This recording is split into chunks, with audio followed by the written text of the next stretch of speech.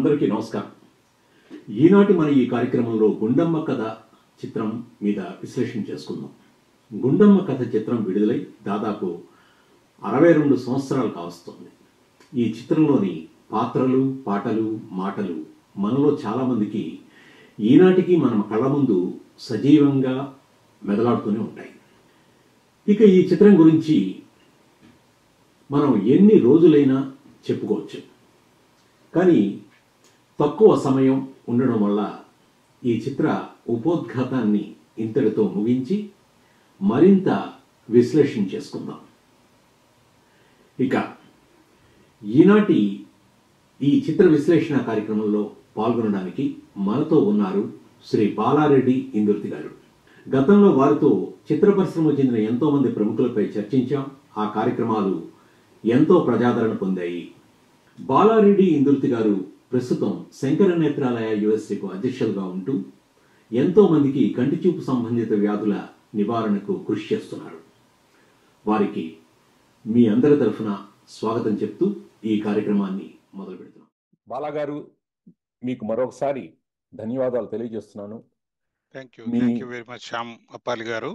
తప్పకుండా కొత్త కాన్సెప్ట్ తో వచ్చారు మీరు. చూద్దాం మరి ఎలాంటి ప్రశ్నలు వేసి ఎలాంటి ఇబ్బంది పెడతారు. లేదులేండి, it's more or less like interactive session గా ఉంటుంది. బట్ డెఫినెట్ గా మీరు already you are kind of Wikipedia for Telugu films కి. సో మీ బిజీ స్కెడ్యూల్లో ఏంటంటే లాస్ట్ వీక్ అంతా కూడా మీరు ఈ శంకర నేత్రాలయ ఫండ్ రైజింగ్ తర్వాత మేసు దాతల కార్యక్రమంలో కంటిన్యూస్ గా ఒక 60 మందిని తీసుకొచ్చారు. ఏంటి వాళ్ళ చేత స్పాన్సర్షిప్ చేయించడమే కాకుండా వాళ్ళ చేత మరికొంతమందిని ప్రభావితం చేయడం అనేది ఈజీ విషయం కాదు. కానీ అయినప్పటికీ కూడా మా ఆహ్వానం మేరకు మీరు వచ్చినందుకు మరోసారి ధన్యవాదాలండి. అయితే ఈరోజు మనం బాలగారు గుండమ్మ కథ, it's a very nice movie అండి. ఇవాళ కూడా మనం గుండమ్మ కథ ఎప్పుడైనా మనం టీవీలో చూస్తుంటే మై గాడ్ అక్కడి నుంచి వెళ్ళాం. సో చెప్పండి సార్, అసలు ఆ గుండమ్మ కథ సినిమా ఎలా మొదలైంది, ఆ కథనం ఎలా మొదలైంది, దాని గురించి కొంచెం బ్యాక్గ్రౌండ్ కొంచెం మాట్లాడుకుందాం మనం ఇవాళ. తప్పకుండా శ్యామ్. ముందుగా ఈరోజు ఈ ప్రోగ్రామ్ ని వీక్షిస్తున్న ప్రేక్షకులందరికీ మరొకసారి మా హృదయపూర్వక ధన్యవాదాలు. మెయిన్ గా గుండమ్మ కథ ఎంచుకోవడంలో ముఖ్య ఉద్దేశం, ఇందులో చాలా అంటే లెజెండ్స్ ఆఫ్ ఇండియన్ ఫిల్మ్ అని కూడా అనొచ్చు వీళ్ళ, not just for Telugu film industry. ఒక ఎన్టీఆర్, ఏఎన్ఆర్, సావిత్రి, జమున, ఎస్విఆర్, గుండమ్మ అంటే మన సూర్యకాంతం గారు, ఇలా వీళ్ళందరూ ఏంటంటే చరిత్రలో తెలుగు సినిమా గురించి మాట్లాడుకున్నంత కాలం వీళ్ళ గురించి మాట్లాడుకుంటాం, వీళ్ళ గురించి మాట్లాడుకున్నంత కాలం తెలుగు సినిమా ఉంటుంది. సో ఈ సినిమాలో ముఖ్యంగా మనకి మనం గతంలో శ్యామ్ గారు మీరు గుర్తుంచుకుంటే మనం ఎన్టీఆర్ గారి మీద, సావిత్రి గారి మీద, ఏఎన్ఆర్ గారి మీద, ఆఫ్ కోర్స్ ఘంటసాల గారి మీద అయితే మనం 200 షోస్ చేశాం. కాకపోతే ఎక్స్క్లూజివ్ గా వీళ్ళందరితో పాటు సూర్యకాంతం గారి గురించి అనే దానికన్నా ఈ రోజు సూర్యకాంతం గారితో పాటు వీళ్ళని గురించి కూడా మనం మాట్లాడదాం. ఎందుకంటే గత 2 ఏళ్లలో ఈ నలుగురు లెజెండరీ ఆర్టిస్ట్ అందాం అనుకుంటే మన ఘంటసాల గారు ఈ సినిమాకి సంగీతం సమకూర్చడమే కాకుండా చక్కగా పాటలు పాడారు. ప్రతి పాట all time block buster hit గా నిలిచింది. అట్లాగే ఇందులో ఇద్దరు నటులు ఎన్టీఆర్, ఏఎన్ఆర్, తర్వాత మళ్ళీ ఇప్పుడు సూర్యకాంతం గారు, వీళ్ళ సెంటీనియల్ సెలబ్రేషన్స్ వరుసగా జరిగాయి. అంటే అందువల్ల వీళ్ళ నలుగురిని దృష్టిలో పెట్టుకొని వీళ్ళ పేరు మీద అంటే centennial celebrations of 2022 Ghantasala, 2023 NT Rama Rao, 2024 మన సూర్యకాంత్, ఈ ముగ్గురి మీద మనం ఫోకస్ చేస్తున్నాము. తప్పకుండా మనము అంటే ఈ సినిమాలో ఎట్లాంటి మనం విన్నవి, తర్వాత రకరకాల ఇంటర్వ్యూస్ చూసాము, రకరకాల సోషల్ మీడియాలు, టీవీ ప్రోగ్రామ్స్ లో చూసిన అన్నిటిని ఒకసారి చర్చించుకుందాం. సినిమా మొదలయ్యే టైంలో చాలా హోరాహోరీగా జానపద చిత్రాలు రావడం, లేకపోతే పౌరాణిక చిత్రాలు రావడం, మాయాబజార్ లాంటి సినిమాలు రావడం. అసలు ఈ కథ వీళ్ళకి విజయవాడకి ఎలా దొరికిందండి? అసలు దాని గురించి కొంచెం చెప్తారా అసలు బ్యాక్గ్రౌండ్? యాక్చువల్గా ఈ సినిమాకి మూల కారణము కన్నడ సినిమా. కన్నడలో మన జానపద బ్రహ్మ విఠలాచార్య గారిది తుంబిద హెన్ను అనే సినిమా 1958లో విఠలాచార్య గారు తీశారు. తీసిన తర్వాత కన్నడంలో నాకున్న ఇన్ఫర్మేషన్ ప్రకారం it's disaster. Oh okay. So so వాళ్ళు విఠలాచార్య గారు సినిమా నిర్మాత వాళ్ళు ఏమన్నారంటే మన నాగిరెడ్డి గారితోని మేము అసలుకి స్టూడియోలోనే చాలా వాళ్ళు అమ్మేయడం మొదలు పెట్టారనమాట. సో మా దగ్గర ఇంకేమీ లేదు. సో ఈ సినిమా రైట్స్ మీకు నాట్ ఓన్లీ ఇన్ తెలుగు, ఈ మూవీని ఏ లాంగ్వేజ్ లో తీయాలన్నా ఇండియాలో మీకు రైట్స్ ఇచ్చేస్తున్నాం అని చెప్పేసి నాగిరెడ్డి గారికి రైట్స్ ఇవ్వడం జరిగింది. సో ఆ రైట్స్ తీసుకొని నాగిరెడ్డి గారు ఏంటంటే మనం ఎప్పుడైనా విజయ సినిమాగా దీన్ని మార్చాలనే ఉద్దేశంతో తను ఉన్నారు. సో ఇది తీద్దాం అన్నప్పుడు చక్రపాణి గారు ఏంటంటే ఓకే నాగిరెడ్డి గారికి ఇంత సీరియస్ గా ఉంది కాబట్టి దీన్ని తీద్దాం అనే ఉద్దేశంతో దాన్ని మొత్తాన్ని ఒక శిల్పం చెక్కిన జక్కనలాగా ఆ స్టోరీ ఒరిజినల్ స్టోరీకి వెళ్తే మళ్ళీ మనం we may deviate the track. But the thing is original స్టోరీలో ఉన్న క్యారెక్టర్ ఒక గుండక్కని తీసుకొని సూర్యకాంతం గారి క్యారెక్టర్ ని తీసుకొని మిగతా అన్ని క్యారెక్టర్స్ యాడ్ చేసి తర్వాత ఇప్పుడు ఇందులో యశ్వరంగారావు గారి క్యారెక్టర్ ఉండదు ఒరిజినల్ దాంట్లో. అట్లాగే ఇప్పుడు ఈ రామారావు గారు క్యారెక్టర్ మెయిన్ గా ఒక పిచ్చోడు అలాంటి ఒక not like something you expect from A Telugu film industry ఒక హీరో. సో అలాంటి పాత్రను కంప్లీట్ గా మార్చి తర్వాత రకరకాల ఈ జంటల్ని యాడ్ చేసి లైక్ హరనాథ్, ఎల్ విజయలక్ష్మి ఇలా అంతమందిని తీసుకొచ్చి కథల్లో మొత్తానికి ఏంటంటే దాని ఫేస్ లిఫ్ట్ అంటారు చూడండి.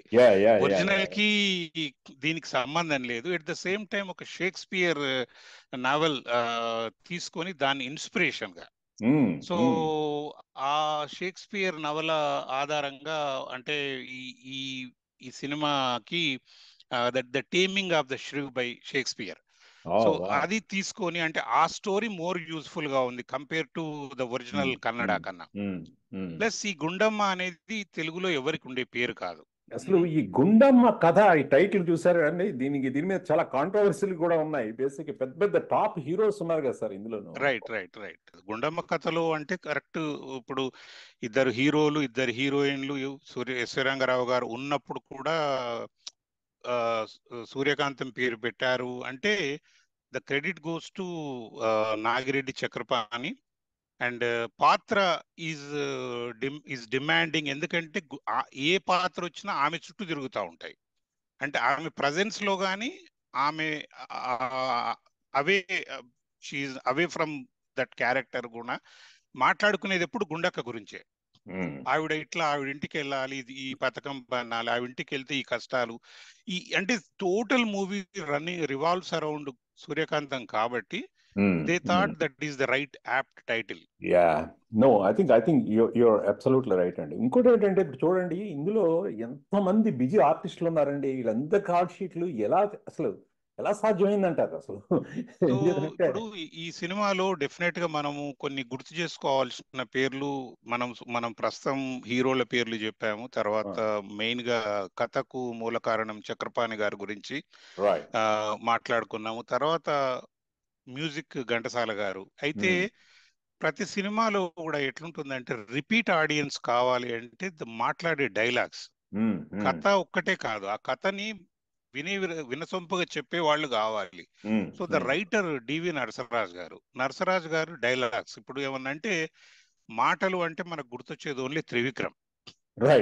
మాటల మాంత్రికుడు అంటాము. త్రివిక్రమ్ డైలాగ్స్ ని మనం స్పెషల్ గా ఎంజాయ్ చేస్తాం because we know the story ఏదన్నా ఉండని.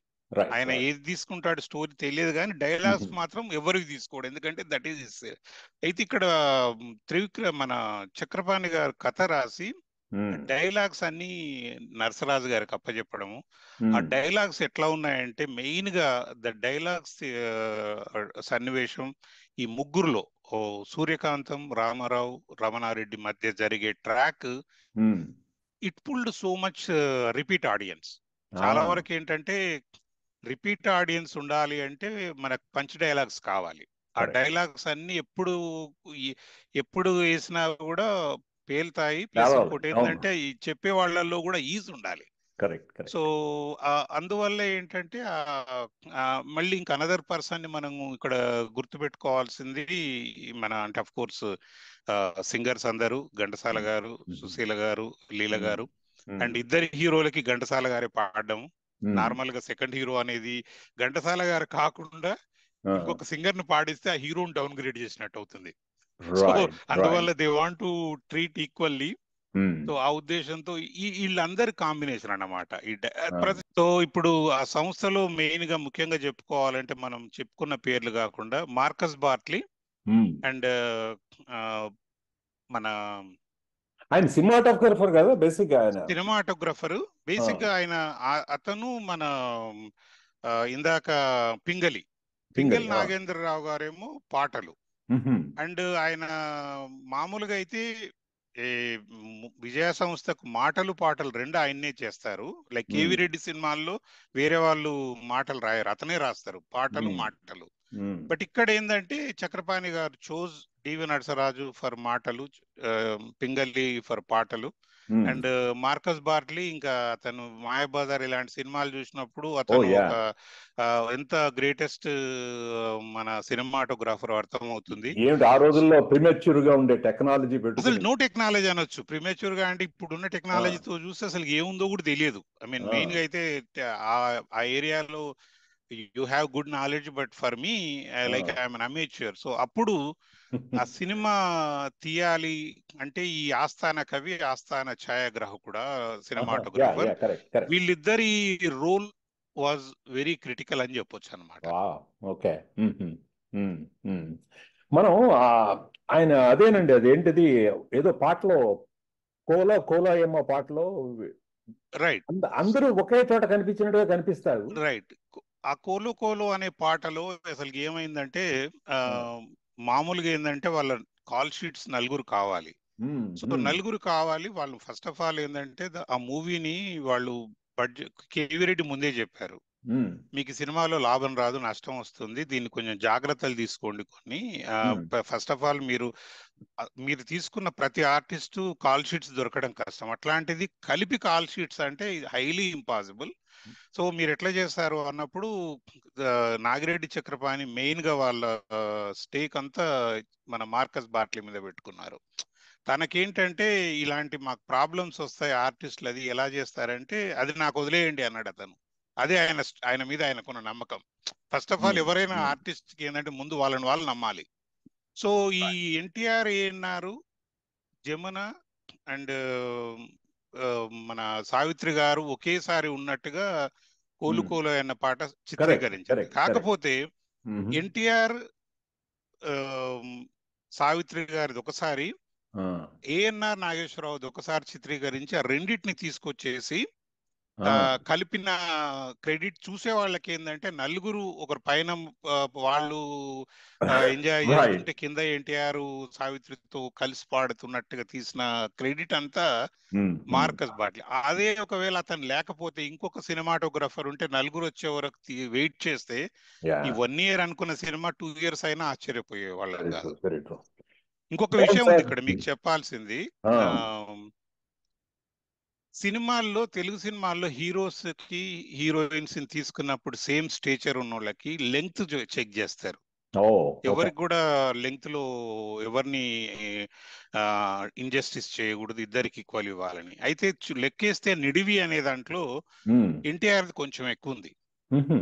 దాన్ని ఎట్లా పూర్తి చేయాలని ఆలోచన వచ్చినప్పుడు చక్రపాణి గారు ఏంటంటే మళ్ళీ మార్కస్ బార్ట్లీతో అడిగారు, సినిమా అంతా అయిపోయింది, మరి ఇప్పుడు ఎట్లా అంటే ఏం పర్వాలేదు సార్, ఇప్పుడు ఎల్ విజయలక్ష్మి గారి పాటకి వాళ్ళ అన్నగా పరిచయం అవుతాడు కదా, సో వాళ్ళు వచ్చి చూస్తున్నట్టుగా వాళ్ళని కూర్చోబెట్టండి జమున ఏఎన్ఆర్ ని, వీళ్ళు చూస్తారు, వీళ్ళు చూసినప్పుడు ఆ షూటింగ్ ఎప్పుడో అయిపోయింది అది.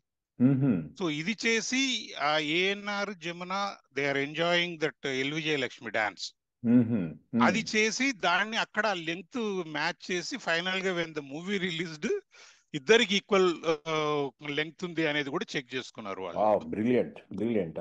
Very good very good very good. ఇప్పుడు మనం ఇంకొక చిన్న విషయం అండి. ఈ విషయంలో ఇప్పుడు ఏం చేద్దాం, మీరు నాగేశ్వరరావు గారు, జమున గారు, ఎన్టీ రామారావు అని సావిత్రి చెప్పారు కదా, ఏదో కాంట్రవర్సీ అయిన తర్వాత ఇది జరిగింది ఈ సినిమా అన్నారు కదా, అసలు కాంట్రవర్సీ ఏమిటి సార్? దాని గురించి కొంచెం చెప్పండి. సో ఈ సినిమాకి ఉన్న కాంట్రవర్సీ ఏంటంటే, అంతకుముందు ఏఎన్ఆర్ కి జమునాకి మధ్య జరిగిన నాకు తెలిసి చివరి మూవీ ఇల్లరికం. ఇల్లరికం అప్పుడు వాళ్ళిద్దరి మధ్య కొన్ని అంటే అభిప్రాయ భేదాలు వచ్చాయి. అంటే కంపాటబిలిటీ తగ్గడం అంటారు. అంటే ఇతను ఒక హీరోయిన్ ఏమనుకుంటారు, ఆమె కోస్టార్, ఆమె ఈక్వల్లీ ఇంపార్టెంట్.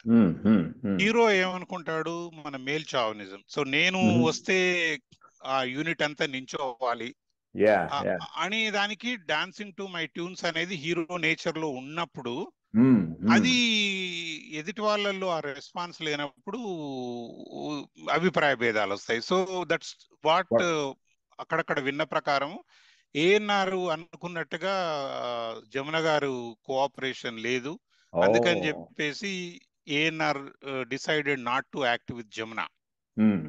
అప్పుడు తను మళ్ళీ తను ఊరుకోకుండా, తను ఒకరితో నచ్చకపోతే దూరంగా ఉంటే పర్వాలా, తను మళ్ళీ జోడెద్దుల బండి పక్కన వెళ్ళి ఎన్టీఆర్ గారికి చెప్పి, బ్రదర్ ఇట్లా మనకు ఒక ఇట్లా మనని కేర్ చేయకుండా, అంటే హీరో లెక్క, అంటే ఎక్కువ హీరోయిన్ తక్కువ అనే ఉద్దేశంతో ఇట్లా మనతో ఇట్లా ఉన్నారు, ఈమెతో మనం చేయకపోతే బెటర్, ఇంత పొగరున్న హీరోయిన్స్ అన్నట్టుగా ఏదో చెప్తే, రామారావు ఆల్వేస్ ఒకటి ఉంది మూవీ ఫీల్డ్ లో, ఎవరెళ్ళి చెప్పినా నమ్మేస్తాడు, వింటాడు.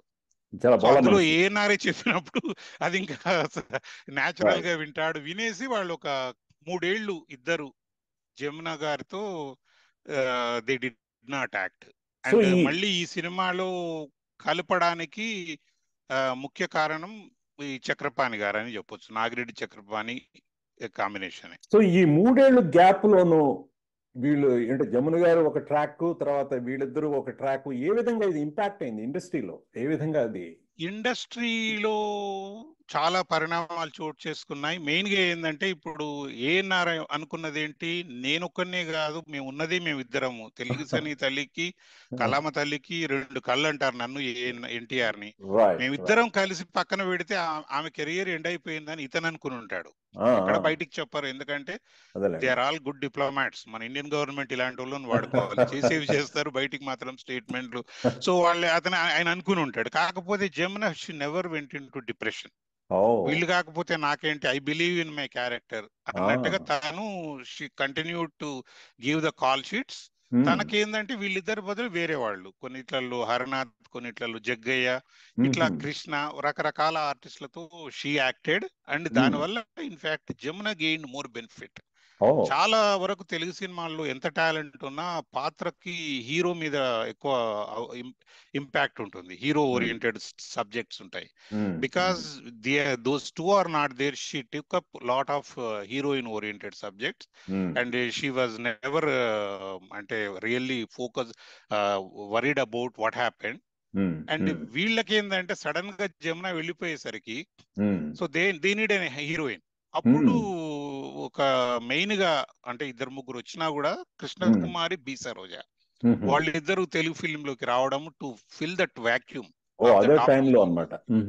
సావిత్రి గారు ప్లస్ జమున బదులు సావిత్రి గారు, వీళ్ళిద్దరు. సో అట్లా కొందరు కొత్త హీరోయిన్స్ వచ్చి ఎస్టాబ్లిష్ అయ్యారు. అండ్ కొందరు క్యారెక్టర్ ఆర్టిస్టులు హీరోగా అవ్వడానికి అవకాశం వచ్చింది. అట్లా అది అక్కడ జరిగిన. ఈ జమున గారితో యాక్ట్ చేయడం, బట్ ఒకటేంటంటే జమున గారు డెఫినెట్లీ ఆవిడ ఒక రకంగా ఆవిడ లబ్ధి పొందింది ఈ దీనివల్ల కూడా. ఆవిడ అంటే లబ్ధి పొందింది అంటే, ఇప్పుడు ఆవిడ ప్లేస్ లో వేరే వాళ్ళు ఉంటే డిప్రెషన్ కి వెళ్తే ఎలా ఉండేదో తెలియదు, కానీ ఆవిడ అలా కాదు అని స్ట్రాంగ్ పర్సన్ అని తెలుస్తుంది.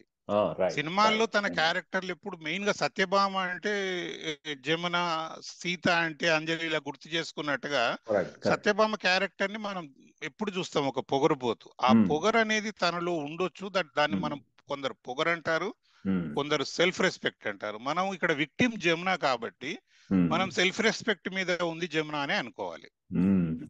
ఇప్పుడు ఇంకో విషయం అడుగుదాం అనుకున్నాను మిమ్మల్ని. ఇప్పుడు చూడండి, ఈ సినిమా ఆ, కొంత ఫోకస్ కూడా చాలా వరకు, చాలా మటుకు ఫోకస్ ఏంటంటే ఉమెన్ ఎంపవర్మెంట్, స్త్రీ రైట్ సాధికారిత అనేటువంటి రైట్ విషయం మీద. ఈ ఈ సబ్జెక్ట్ మనం మొదలెట్టే ముందండి మంచి పాట మన గాయకుల చేత పాడిద్దాం, ఆ తప్పకుండా. తర్వాత మళ్ళీ మనం మొదలు పెట్టుకుందాం. లేచింది మహిళా లోకం, దద్దరిల్లింది పురుష ప్రపంచం. లేచింది మహిళా లోకం, ఎప్పుడో చెప్పెను వేమనగారు, అప్పుడే చెప్పెను బ్రహ్మంగారు. ఎప్పుడో చెప్పెను వేమనగారు, అప్పుడే చెప్పెను బ్రహ్మంగారు. ఇప్పుడే చెబుతా ఇనుకోపులెమ్మా, ఇప్పుడే చెబుతా ఇనుకోపులెమ్మ. ఇసన్న చెప్పిన వేదం కూడా లేచింది, నిద్ర లేచింది మహిళా లోకం.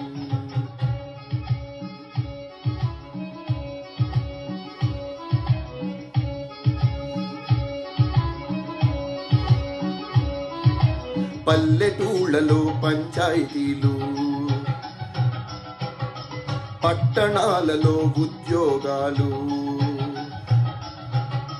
పల్లెటూళ్ళలో పంచాయతీలు, పట్టణాలలో ఉద్యోగాలు. అది ఇది ఏమని అన్ని రంగములా, అది ఇది ఏమని అన్ని రంగముల మగధీరులనెదిరించారు, నిరుద్యోగులను పెంచారు. లేచింది మహిళా లోకం.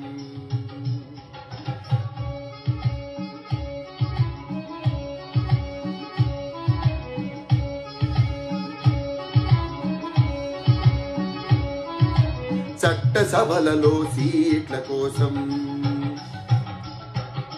భర్తలతోనే పోటీ చేసి,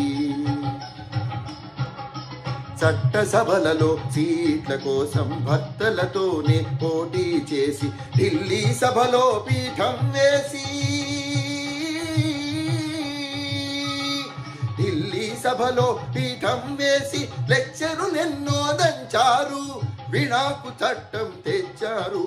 లేచింది నిద్ర లేచింది మహిళా లోకం, దద్దరిల్లింది పురుష ప్రపంచం.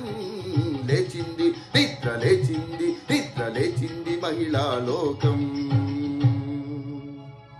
బాగుందండి, ఈ పాట విన్నారు కదా. ఇది చాలా పాపులర్ సాంగ్ రైట్ అంటారు. సో ఏమంటారు అసలు ఈ స్త్రీ సాధికారత? మనం ఎప్పుడు we are talking about 62 years back. ఈ రైట్ వాళ్ళకి రైట్ కూడా ఇది ఇది ఇది దాంట్లో ఉండేటువంటి ప్రిన్సిపల్స్ ఏమిటి, దాంట్లో ఉండేటువంటి అన్ని ఇవాటి కూడా అప్లై చేస్తాయి, ఇవాటి కూడా కొన్ని ఇంప్లిమెంట్ చేయలేదేమో అనిపిస్తుంటుంది. దాని మీద ఏమంటారు మీరు? తప్పకుండా. ఎందుకంటే first of all most of the అంటే వీళ్ళిద్దరికి ఉన్న ఎన్టీఆర్కి ఏఎన్ఆర్కి ఉన్న ఒక అంటే ఎట్లాంటి దాంట్లో స్పెక్ట్రంలో వాళ్ళు ఉన్నారంటే, ఎన్టీ రామారావు సినిమాలన్నీ మోస్ట్ ఆఫ్ ఎదర్ సాంఘికము, జానపదము, పౌరాణికము ఏదన్నా అవని, తన మూవీస్ అన్ని దుష్ట శిక్షణ, శిష్ట రక్షణ. At the end of the day he will సత్యం గెలుస్తుంది. ఎన్టీ రామారావు ఒక రాముడు గాని కృష్ణుడు గాని ఏ రోల్ వేసినా మంచి గెలుస్తుంది అనే దాని మీద తన సబ్జెక్ట్స్ ఉంటాయి. ఏఎన్ఆర్ ఏమో ఎక్కువ కుటుంబ కథ ప్లస్ రొమాంటిక్ చిత్రాలు. ఇక్కడ ఏంటంటే చాలా సినిమాల్లో Rama Rao gave lot of boost to women oriented subjects. Women empowerment మీద చాలా సినిమాలు ఉన్నాయి. Though he's a big mass hero. ఇందులో ఏంటంటే పింగళి రాసిన కొన్ని పదాలు, ఇప్పుడు లేచింది మహిళా లోకం అనే పాటలో స్టార్టింగ్ ఆఫ్ ద సాంగ్ ని ఆ పదంతో రాయడం అనేది పింగళి గొప్పతనం. మధ్యలో ఏదో ఇప్పుడు వస్తున్న చట్టసభలలో సీట్ల కోసం భర్తలతోనే పోటీ చేసి ఢిల్లీ సభలో పీఠం వేసి డైరెక్ట్ గా అక్కడ ఇందిరాగాంధీ వరకు వెళ్ళిపోయారు వాళ్ళు. అంటే బేసిక్ గా ఏంటంటే ఒక ఈ విమెన్ అనేవాళ్ళు అంటే దాని కంప్లైంట్ గా చెప్పట్లేదు ఎన్టీ రామారావు, సరదాగా పిండి రుబ్బుతూ గుండాకకు చెప్తున్నాడు, నువ్వేమో ఇట్లా చూడు ఈ ఇంటికి ఈక్వల్ వారసురాలివి, జమునెంతో నువ్వంతే, కానీ నువ్వు ఇక్కడేమో పిండి రుబ్బుతూ పెరట్లో ఉన్నావు, అక్కడనేమో మహిళలేమో ఇంకో సైడ్ చట్టసభలో భర్తలతోటి పోటీ పడ్డారు, నచ్చకపోతే విడాకు చట్టం కూడా తెచ్చారు.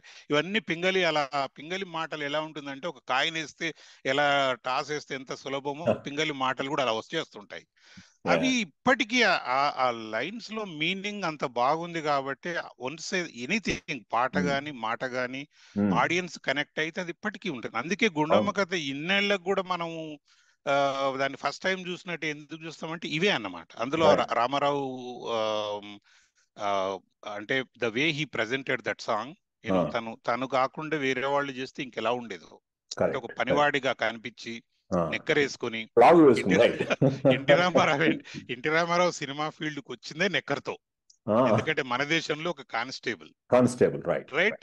తర్వాత రామారావు సీఎం అయిన తర్వాత నాకు నచ్చింది షార్ట్స్ వేసుకోవడం, కానీ సినిమాల్లో గౌరవం చేసుకున్నాడు. ఫస్ట్ పోలీసులకి కానిస్టేబుల్స్ కి రామారావు వచ్చే వరకు ముఖ్యమంత్రిగా కానిస్టేబుల్స్ కి షార్ట్స్ ఉండేవి. తను వచ్చాక ముందు మార్చిందే అదన్నమాట. First GO one of the things in the police department side మార్చిందంటూ ప్రతి వాడికి ప్యాంట్ ఉండాలి, కానిస్టేబుల్ గానీ బీట్ కానిస్టేబుల్ గానీ. సో అట్లాంటిది. బట్ రామారావు ఇంత బిగ్ స్టార్ అయ్యాడు ఫస్ట్ మూవీలో అంటే మన దేశంలో ఆయనకి ఏం సంబంధం లే, ఏం చెప్తే అది వేసుకుంటాడు. కానీ గుండమ్మ కథ cinema is his 100th movie. ఎట్లుంటుంది ఎక్స్పెక్టేషన్, ఎలాంటి గెటప్లు ఉండాలి అన్ని పక్కన పెట్టేసి దట్ క్యారెక్టర్ సేస్ ఒక వంటవాడిగా పోవాలంటే పనుడు ఎలా ఉంటాడు ఆ గెటప్ లో ఉన్నాడు అనమాట. ఇప్పుడు ఈ పాటల గురించి మాట్లాడుకుంటున్నాం కాబట్టి ఈ సినిమాలో పాటలన్నీ కూడా చాలా వైవిధ్యభరితంగా ఉంటాయి. అన్ని సూపర్ హిట్ సాంగ్స్ అండి. ఏ పాట చూసినా కూడా బ్రహ్మాండమైనటువంటి హిట్ సాంగ్. ఇప్పుడు మరొక చక్కటి యుగళ గీతాన్ని గుండమ్మ కథ చిత్రం నుంచి మన ముందుకు పాడడానికి మరో 2 కళాకారులు వస్తున్నారు. ఆ పాట విన్న తర్వాత మళ్ళా మన డిస్కషన్ మొదలు పెడదాం.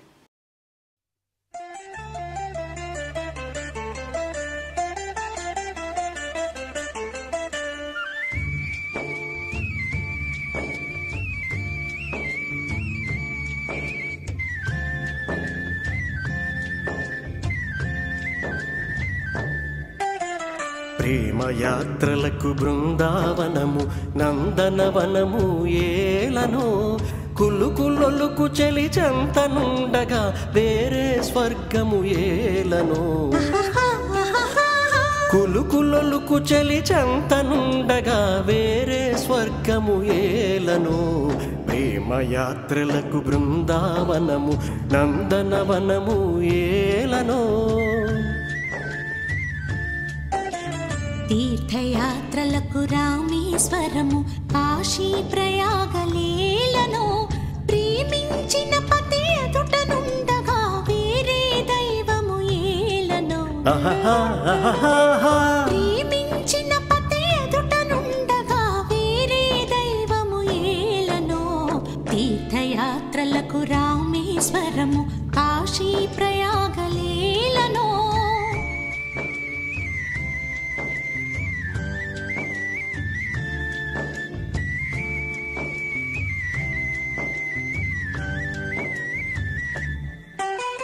చెలినగుమోమే చంద్రబింబమై పగలే వెన్నెల కాయగా.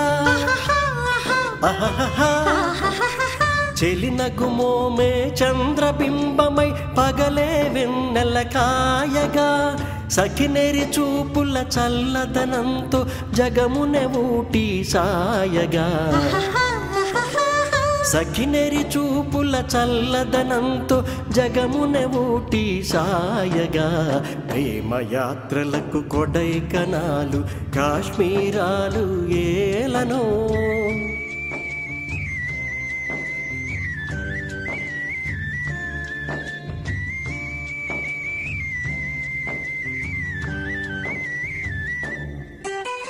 కన్నవారిని మరువ చేయొచ్చు అన్ని ముచ్చటలు తీర్చగా. కన్నవారిని మరువ చేయొచ్చు అన్ని ముచ్చటలు తీర్చగా. పతి ఆదరణే సతికి మోక్షమని సర్వశాస్త్రములు చాటగా.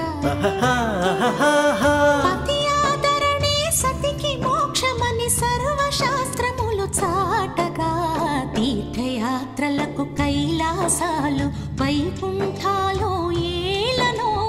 అన్యోన్యంగా దంపతులుంటే భువికి స్వర్గమే దిగిరాదా.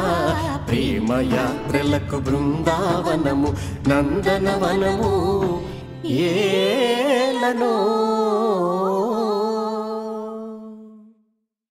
ఓకే విన్నారు కదండి, మంచి పాట విన్నాం కదా మనం బాలాగారు. ఈ పాట చాలా బాగా రైట్. పాడారు ఇద్దరు కూడా. అసలు ఈ పాటలు ఏమిటి సార్, దీని గురించి కొంచెం, దీంట్లో ఎంత సూపర్ హిట్ సాంగ్స్ ఉన్నాయండి ఇది. సో ఇందులో చెప్పాను కదా, టోటల్ 8 పాటలు ఉన్నాయి ఈ సినిమాలో. 8 పాటల్లో అన్నిటికీ ఘంటసాల గారు మ్యూజిక్ కంపోజ్ చేయడము, తర్వాత బ్యాక్గ్రౌండ్ స్కోర్ మ్యూజిక్ ఇచ్చి మళ్ళీ పాడడం. ఘంటసాల గారు డ్యూయట్స్, సోలోస్ అన్ని ఘంటసాల గారు పాడారు. అయితే ఈ పాటల్లో కూడా తను పింగళికి ఏంటి సాంగ్ రెడీ అయిందా అని చక్రపాణి గారు అడిగారంట. ఏమో సార్, ఈ పాటని మనం ఒక ఊటీలో ఒక సెట్ వేస్తే దానికి నాకు థాట్ రావట్లేదు, అక్కడ వెళ్ళి రాస్తే ఎలా ఉంటది అని చెప్పేసి నాకు అనిపిస్తోంది అక్కడ అని పింగళి అన్నారంట.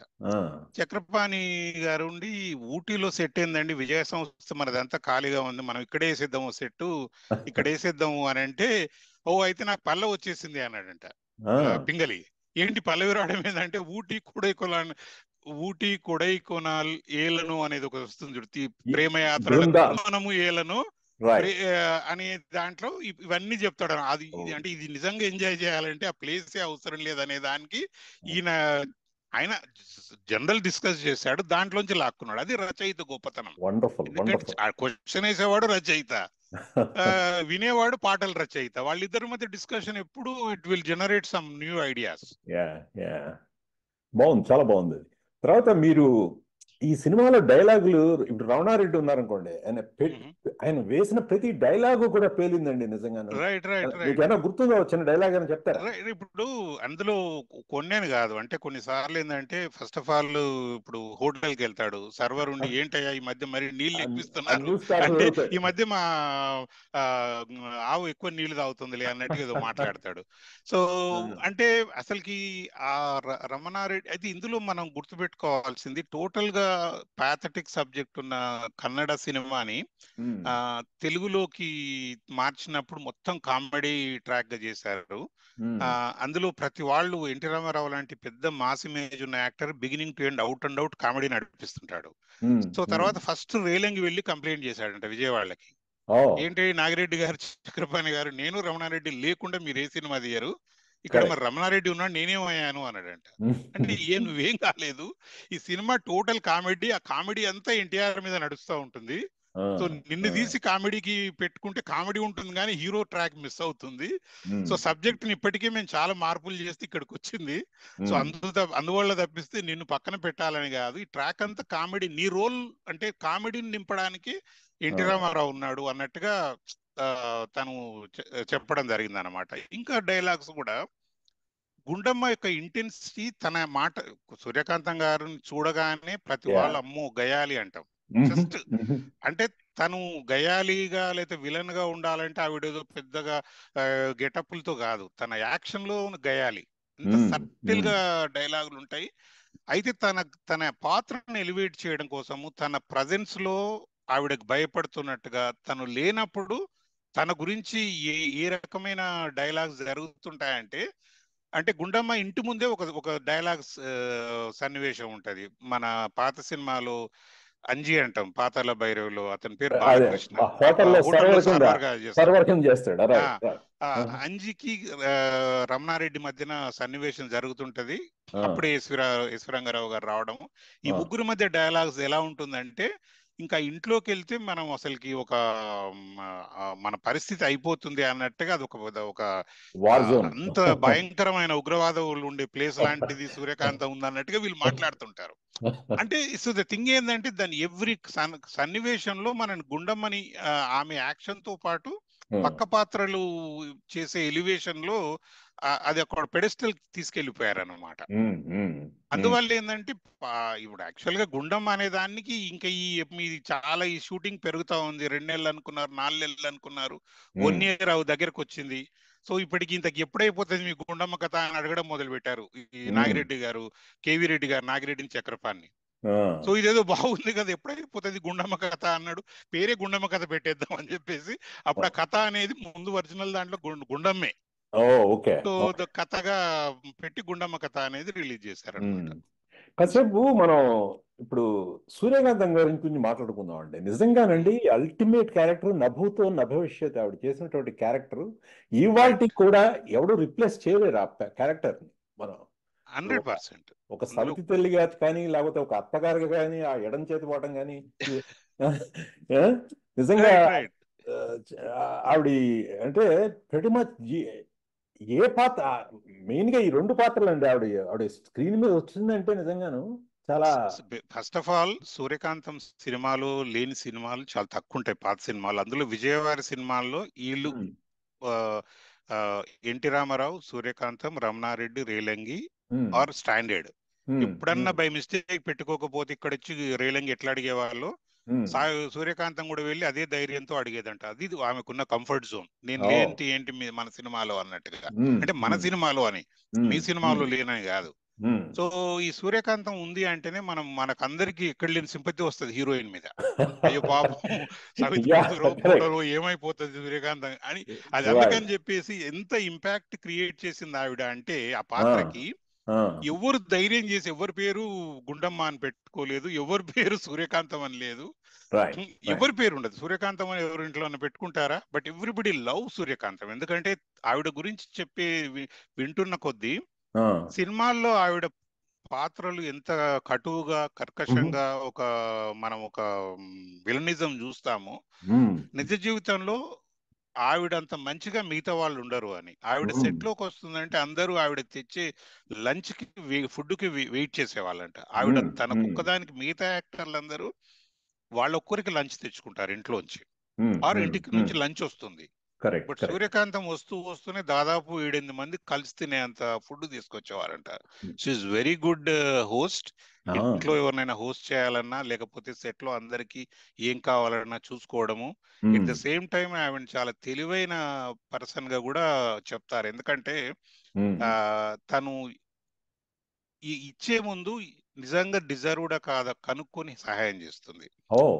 తనను బురుడి కొట్టించి సహాయం పొందే వాళ్ళు ఉండరు, కానీ తన దగ్గర సహాయం పొందిన వాళ్ళు చాలా మందికి జెన్యున్ గా ఐడెంటిఫై చేసి and she never expects anything back. అపాత్రదానం చేయకుండా. అండ్ ఒక పెద్ద ఫ్యామిలీలోంచి వచ్చింది ఆవిడ. ఒక 14 మంది ఉన్న ఫ్యామిలీలో సిబ్లింగ్స్ లో 10 మంది చనిపోయాక వీళ్ళు 4 సర్వైవర్స్ లో ఈ ఒక ఆవిడ. ప్లస్ తన ఇంట్రెస్ట్, తన ఎక్కువ హిందీ సినిమాల ఇంపాక్ట్, హిందీ సినిమాలు చూడడం, హిందీలో నటిద్దాం అనుకున్న ఆవిడకి అనుకోకుండా she ended up in Telugu movies. అది ఒక రకంగా మన అదృష్టంగా అనుకోవాలి. డెఫినెట్ గా మిస్ అయి ఉండేవాళ్ళం అలాంటి ఆవిడ హిందీలోకి వెళ్తే తెలుగులో లేకపోతే. డెఫినెట్ గా ఈ సినిమాని రీమేక్ కూడా చేద్దామని అనుకున్నారు కదా కొత్త వాళ్ళతో. అంటే అది మొదటిసారి అయితే డెఫినెట్ గా మనం కూడా వాళ్ళ నాగార్జున మాటల్లో ఒకసారి విన్నాము. నాగార్జున ఒకసారి ఏమో నాగార్జున అనుకున్నాము, నాకు ఓకే బాలకృష్ణ రెడీగా ఉంటే అని నాగార్జున అన్నారు. బాలకృష్ణ డెఫినెట్ గా చేస్తాం, నాగార్జున రెడీగా ఉంటే నాకు కూడా ఇష్టం, నాన్నగారు రోల్ చేయాలంటే నాకు సంతోషమే అని అన్నారు. తర్వాత వీళ్ళిద్దరూ అనుకున్నప్పుడు మెయిన్ గా ఏంటంటే అక్కడ ఉన్న స్పీడ్ బ్రేకర్ అంటూ ఏంటంటే, మీరు చేస్తారు బాగానే ఉంది మీ ఫాదర్స్ రోల్స్, కానీ సూర్యకాంతన్ రోల్ ఎవరు చేస్తారు? So that is the speed breaker. ఎందుకంటే సూర్యకాంతన్ రోల్ మళ్ళీ చేసే వాళ్ళు ఎవరు లేరు. అది గుండమ్మ కథ అవ్వకుండా అదేదో ఏదో వేరే అయిపోతుంది, అది కాదు అనుకున్నారు. అండ్ మళ్ళీ కూడా వచ్చింది అన్నారు. అది రెండోసారి, అది ఎంతవరకు నిజం మనకు తెలియదు. జూనియర్ ఎన్టీఆర్ అండ్ నాగ చైతన్యతో కూడా తీద్దాం అనుకున్నారు. మళ్ళీ సిమిలర్ సిచ్యువేషన్ లో the vacuum of that character where is Gundamma అనేది అంతా ఆగిందని. బట్ అది రెండోది నేను I'm not sure, because there is not equal personalities of NTR and Naga Chaitanya. NTR image is so high, but Nagarjuna Balakrishna మరి డెఫినెట్ గా వాళ్ళు చేయకపోవడమే. ఎందుకంటే నాగార్జున ఒక విషయంలో అన్నారు, మీరు ఎందుకు తీయలేదని ఇంకొక ఇంటర్వ్యూలో ఇదే నాగార్జున, దేవదాస్ తీసాం కదా ఏమైందండి అంటే, కృష్ణ దేవదాస్ ఫెయిల్ అయిందని చెప్పకుండా దేవదాస్ ఏమైంది అంటే, కొన్ని సినిమాలు వదిలేయాలండి, మనం చూసి సంతోషపడాలి. I think that is correct. అంటే Nagarjuna most of the time తన ఇంటర్వ్యూస్ లో ఫ్యాక్ట్స్ ని వదిలేయకుండా ఫ్యాక్ట్స్ ని చూపిస్తూ మాట్లాడతారు కాబట్టి మేక్ సెన్స్ అనిపిస్తుంది. ఇప్పుడు మరొక చక్కటి యుగళ గీతాన్ని గుండమ్మ కథ చిత్రం నుంచి మన ముందుకు పాడడానికి మరో ఇద్దరు కళాకారులు వస్తున్నారు. ఆ పాట విన్న తర్వాత మళ్ళా మన డిస్కషన్ మొదలు పెడదాం.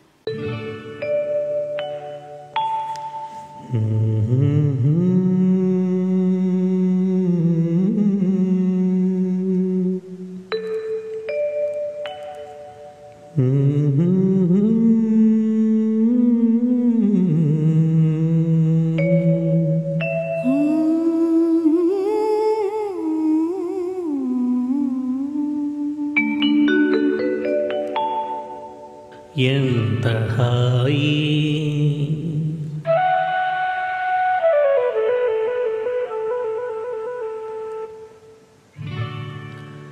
ఎంత హాయి రే ఎంత మధురమీ హాయి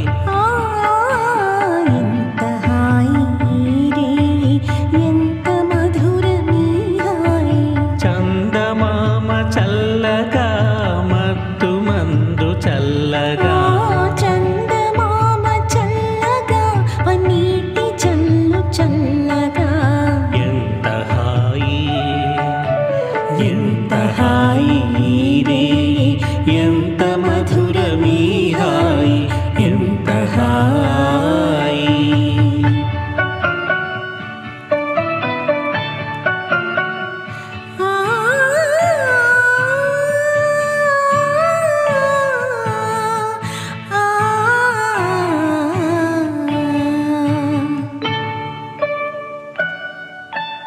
ఒకరి చూపులొకరి పైన విరి తూపులు విసరగా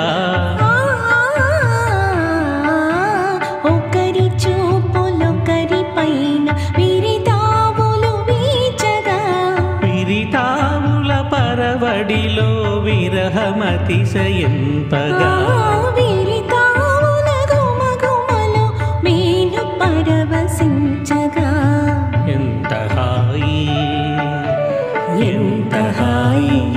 రే ఎంత మధురమీ హాయి ఎంత హాయి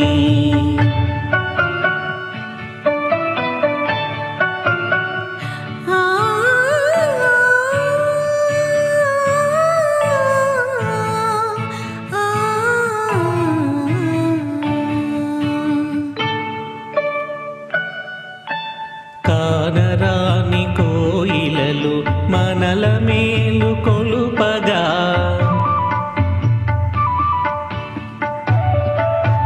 కానరాని కోయిలలు మనకు జోల పాడగా మధుర భావలాహిరిలో మనము తూలిపోవగా మధుర భావల హరిలో మనము తేలిపోవగా ఎంత హాయి రే ఎంత మధురమీ హాయి చందమామ చల్లగా మత్తు మందు చల్లగా ఎంత హాయి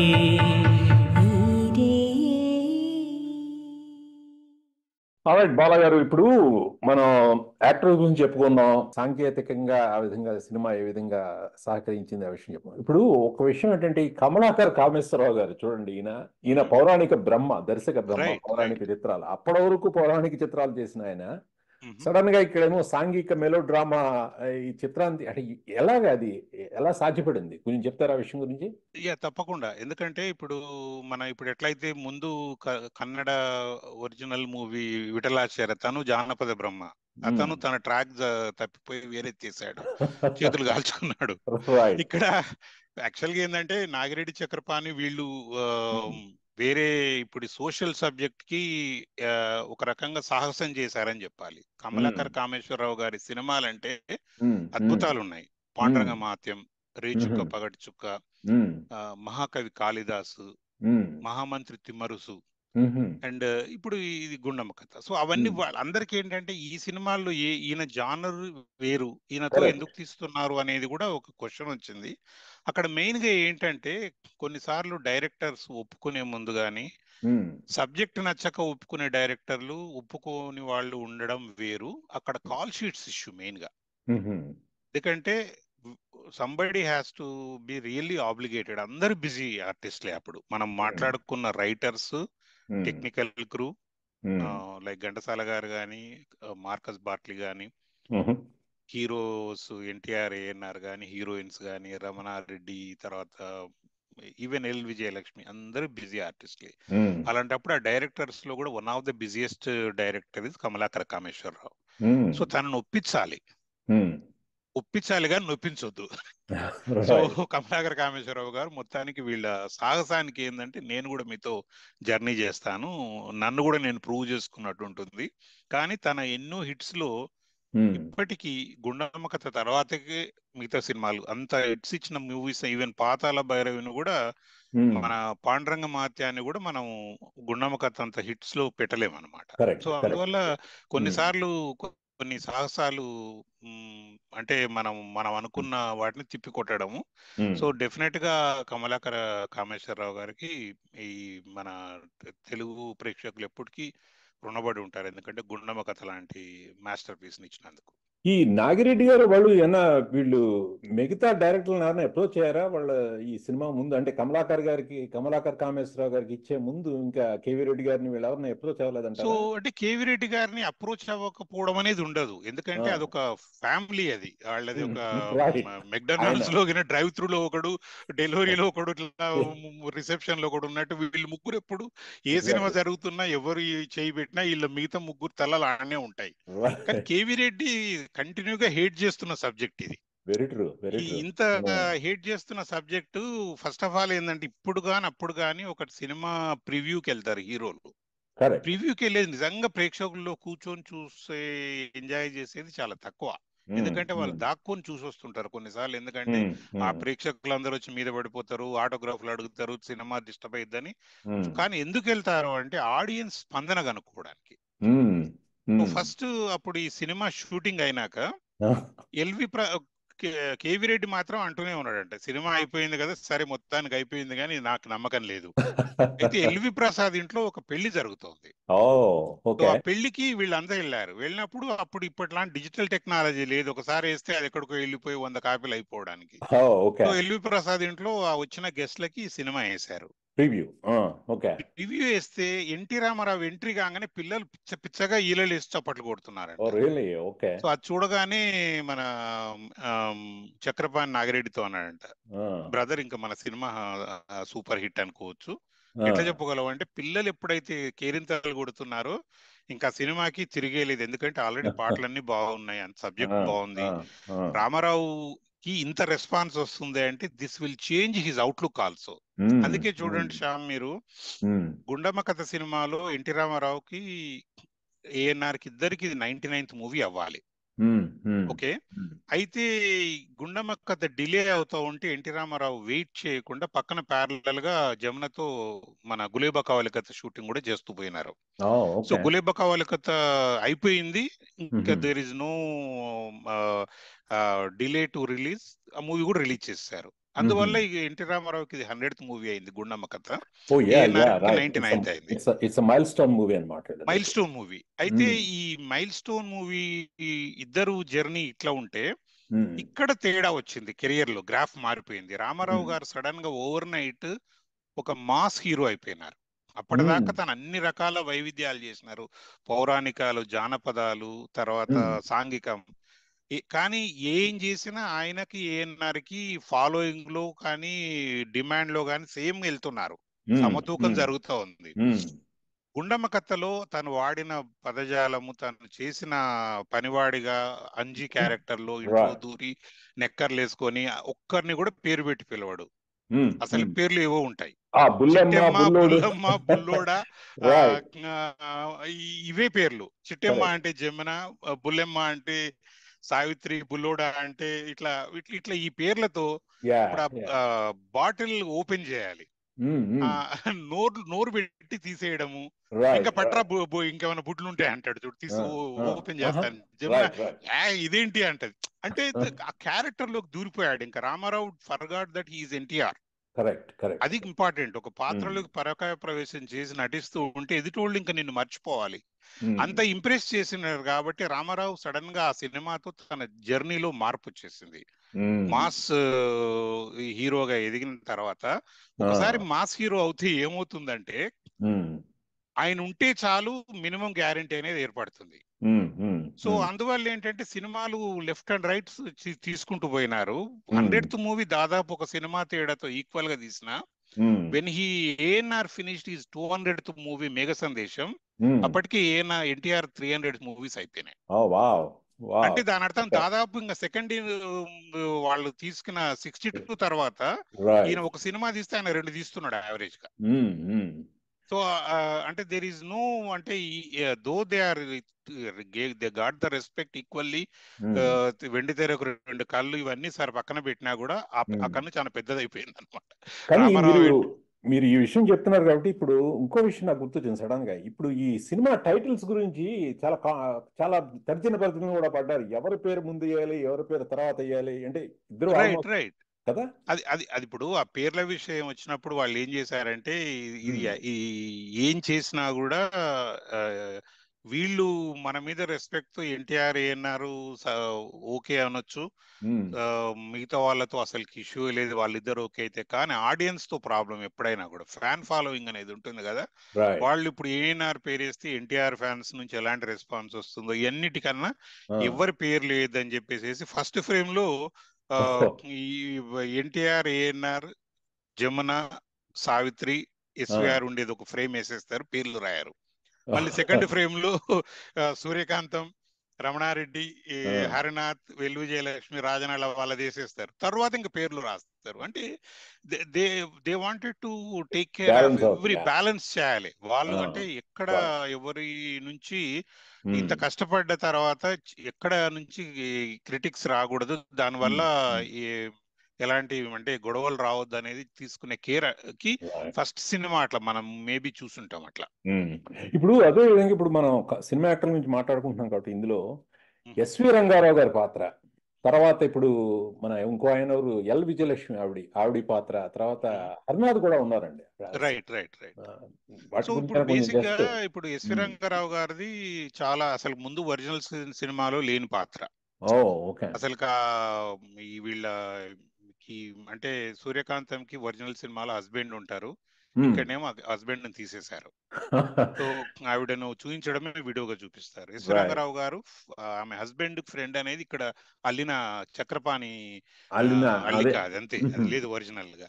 సో ఆ పాత్ర ఏంటంటే ఎస్వి రంగారావు గారిది చాలా ఒక అంటే ఆయన ప్రజెన్స్ మనకు చాలా అనిపిస్తుంది. ఒకసారి కనిపించినా చాలు అనే క్యారెక్టర్స్ లో మేబీ ఎస్వి రంగారావు ముందు వస్తాడు. నన్ను అడిగితే వెండి తెరకు వీళ్ళిద్దరు 2 కళ్ళు అంటే 3వ కన్ను శివుడు లాంటోడు మన ఎస్వి రంగారావు. తను కనిపిస్తే పాత్ర అతను నోరు విప్పక ముందే ఫ్రేమ్ నిండుగా ఉంటది.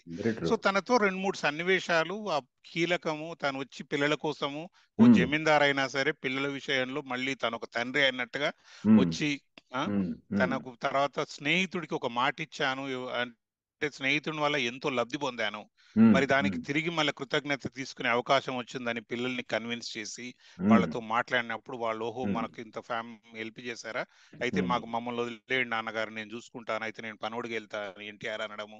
తర్వాత నేను అమ్మాయికి 2వ అమ్మాయికి ఇంత పొగరుందా, అయితే ఇవన్నిటికీ వీళ్ళని ఇలా మార్చడానికి ఎస్వి రంగారావు గారు ఆకాశరామన్న ఉత్తరం అని గంటయ్య రాసిన ఉత్తరం చదివినప్పుడు చెప్పేదాన్ని. So that small role but that is a big impact. Vijayalakshmi ఆవిడకి షీఈ్ ఎ డాన్సర్ మెయిన్ గా. ఈవెన్ టిల్ టుడే ఇప్పటికి తీసుకున్నా కూడా ఆవిడంత గొప్ప డాన్సర్ ఎవరు ఉండరు. సో ఆవిడకు అందుకని చెప్పేసి ఆమెకు న్యాయం చేయాలి అంటే ఒక డాన్స్ ఉంది కదా. కొందరు అడిగారంట చక్రపాణి, ఆవిడకు ఏమి స్టోరీలో భాగం లేదు, ఒక డాన్స్ పెట్టారు ఏంటి అని అంటే, మీరు మరి డాన్సే చూసారు కదా ఆవిడ అందుకే డాన్స్ పెట్టారు అని చెప్పేసి. అది ఇన్ఫాక్ట్ గుండమ్మ కథలో క్యారెక్టర్స్ లో అందరూ కైండ్ ఆఫ్ మనకి ఇప్పుడు అన్ఫార్చునేట్లీ అందరు చనిపోయినారు ఎక్సెప్ట్ ఎల్ విజయలక్ష్మి గారు. ఈవెన్ రీసెంట్ గా జరిగిన ఎన్టీఆర్ సెంటెనియల్ సెలబ్రేషన్స్ కూడా తను పర్సనల్ గా రావడం జరిగింది. సో ఛాయాదేవి వీళ్ళ కాంబినేషన్ ఏంటండి, డెడ్లీ కాంబినేషన్. ఇప్పుడు బేసిక్ గా సూర్యకాంతం ఒక అంటే ప్రూవెన్ అంటే మనకు ఒక గయాలి పాత్రలో తను చేసేదానికి. అయితే సూర్యకాంత్ ని ఈక్వల్ గా చూపించాలి అంటే మళ్ళీ ఇప్పుడు మనం బాహుబలి తీసినప్పుడు రాజమౌళి హీరో ఎట్లుంటే విలన్ అంత బాగుంటేనే హీరో పండుతాడు అన్నట్టుగా రానాని పెట్టుకున్నాడు చూడండి. అట్లా ఏంటంటే సూర్యకాంతానికి తగ్గట్టుగా అనదర్ ఇంకొక గయాలి పాత్రలో వచ్చే సెక్షన్ గా మన ఛాయాదేవిని పెట్టారు. వీళ్ళిద్దరితో పాటు కూడా మళ్ళీ చివర్లో ఈ క్లైమాక్స్ కి వచ్చేసరికి సావిత్రి ఎన్టీఆర్ బ్యాక్ వస్తారు. పిన్ని ఎట్లుందో చూడడానికి అని అంటే ఎన్టీఆర్ తీసుకొస్తాడు కదా. అప్పుడు ఆవిడ్ని ఒక వెనకాల ఒక గదిలో వేసి లాక్ చేస్తారు. అప్పుడు ఆ dialogues between Savitri and Chhaya Devi, ఇది జొన్నలు దంచిన చేతులేవండి పిడికలు కొట్టిన అంటే ఎంతో నేచురాలిటీ అవి. అంటే అలాంటివి రాసినందుకు అక్కడ ఈ స్టోరీకి ఆ పదాలన్నిటినీ మనకు బాగా నవ్వు తెప్పించిన క్రెడిట్ అంతా డివి నరసరాజుకి వెళ్తుంది. ఎందుకంటే ఇప్పుడు ఈ రోజు లాంటి సోషల్ మీడియా లేదు, ఎక్కడంటే అక్కడ పెట్టుకొని సెల్ ఫోన్ లో చూసుకోవడానికి సెల్ ఫోన్ లేవు. బట్ ఇప్పటికి కూడా ఆ సినిమా పెడితే మనం నవ్వేది ఈ డైలాగ్స్ కి. ఎగ్జాక్ట్లీ. ఈయన రమణారెడ్డి ఆ విషయంలోకి వస్తే పాలల్లో నీళ్ళు కలిపిపోతే పెట్రోల్ ఉరుకుతాయా? రైట్. ప్రతి తర్వాత రమణారెడ్డి ఎన్టీఆర్ మధ్యలో గుండక్క అంటే అక్కేంట్రా అక్క అంటాడు, ఏం గంటన్నా అంటే నాన్న అంటాడు చూడు. అంటే బేసిక్ గా అంటే ఒకే డైలాగులు అన్ని వరుసలు కలిపేస్తాడు అనమాట. సో డెఫినెట్ గా అది మనకి అంటే ప్రతి పాత్ర మనం ఇప్పుడు చెప్పుకున్న పాత్రల్లో everyone made the big impact. Sir ఇప్పుడు కేవీ రెడ్డి గారు ఉన్నారు. కేవీ రెడ్డి గారు ఆయన ముందు తలపట్టుకున్నాడు, తర్వాత కూడా తలపట్టుకున్నాడు. ఎలా విజయవంతం ప్రతి మచ్. ఆయన విషయాన్ని పక్కన పెడితే ఎలా ఇది విజయ వాళ్ళ స్వర్ణ యుగంలో ఇది ఆఖరి చిత్రం అనుకుంటాను బేసిక్ గా. అంటే బాగా అంటే బిగ్గెస్ట్ బ్లాక్ బస్టర్ గానే చెప్పుకోవాలి. తర్వాత కొన్ని ఏ విధంగా జరిగింది ఇది, ఈ శత జయంతి ఉత్సవాలు ఇవన్నీ కూడా? సో బేసిక్ గా ఏంటంటే ముందు వాళ్ళు శత జయంతి ఉత్సవాలు చేద్దాం అన్నప్పుడు చాలా సెంటర్స్ లో జరిగింది.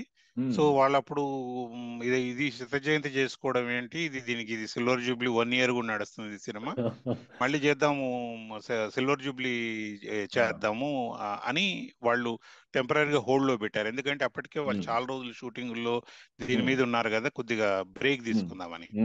అయితే సిల్వర్ జూబ్లీ వచ్చినప్పుడు చైనా వార్ జరుగుతోంది 1962. సో వాళ్ళు ఏమనుకున్నారంటే నాగిరెడ్డి చక్రపాణి మనం ఇప్పుడు ఒక సిల్వర్ జూబ్లీ కానీ 100 days కానీ సెలబ్రేషన్స్ చేస్తే కొంత ఖర్చు బడ్జెట్ ఉంటుంది. అంటే అందరికి ఫ్యామిలీ క్రూకు అందరికి కొత్త బట్టలు కుట్టించాలి.